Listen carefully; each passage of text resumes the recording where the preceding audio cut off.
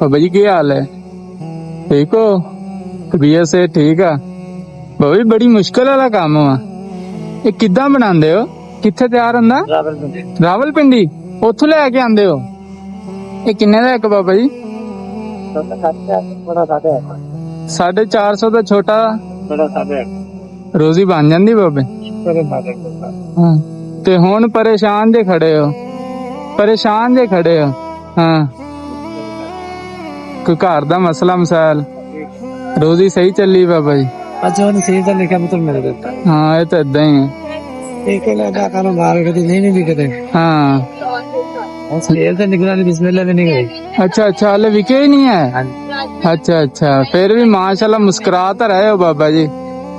अल्लाह पाक तो है कि नहीं मसला कित्थे रहश अपनी बाबे? ਇਹਦਾ ਮਤਲਬ ਇਹ ਵਿਕਿਆ ਨਹੀਂ ਤੇ ਹਲੇ ਖਾਣਾ ਵੀ ਨਹੀਂ ਖਾਦਾ।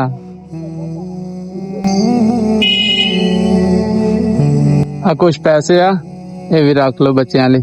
ਠੀਕ ਆ ਬਾਬਾ ਜੀ, ਅੱਲਾ ਤੁਹਾਡੇ ਲਈ ਆਸਾਨੀਆਂ ਕਰੇ।